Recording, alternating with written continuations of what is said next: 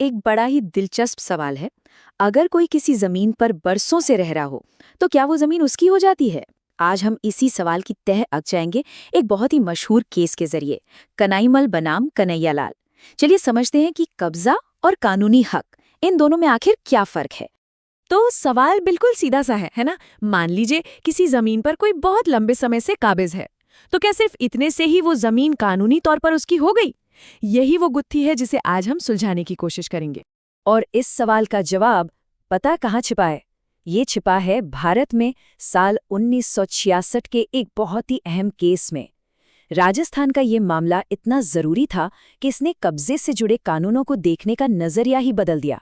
तो कहानी शुरू होती है दो किसानों के बीच एक विवाद से। और मुद्दा क्या था? एक खेती की जमीन। अब देखिए, इस विवाद में दो लोग आमने सामने थे। एक तरफ थे कन्हैयालाल, जिन्होंने केस किया था। उनका कहना था कि भाई, मैं इस जमीन का कानूनी काश्तकार हूँ, मतलब मेरा इस पर टेनेंट के तौर पे हक है। और दूसरी तरफ थे कन्हैयालाल, जो इस बात को बिल्कुल नहीं मान रहे थे। उनका साफ कहना था कि कन्हैयालाल का कोई कानूनी हक नहीं है। तो जब ये मामला अदालत में पहुंचा, तो जजों को इस गुत्थी को सुलझाने के लिए 3 बड़े सवालों का जवाब देना था। और इन्हीं 3 सवालों के जवाब पर पूरा का पूरा केस टिका हुआ था। पहला सवाल, और सबसे बुनियादी सवाल भी यही था कि क्या सिर्फ इसलिए कि कोई जमीन पर काबिज है, उसे कानून के नज़र में काश्तकार मान लिया जाए? अच्छा, अब दूसरा सवाल इससे भी एक कदम आगे था।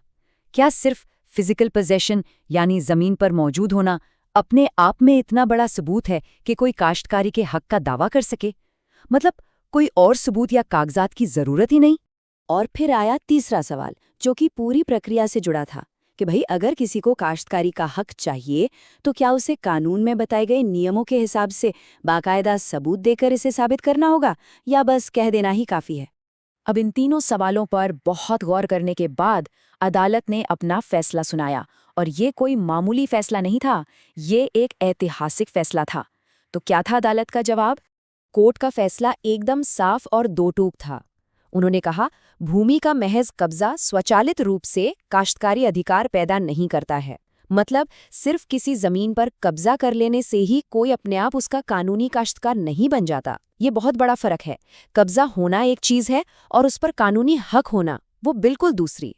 तो सवाल ये है कि आखिर अदालत इस नतीजे पर पहुंची कैसे? चलिए उन कानूनी सिद्धांतों को समझते हैं जो इस पूरे फैसले की नींव थे।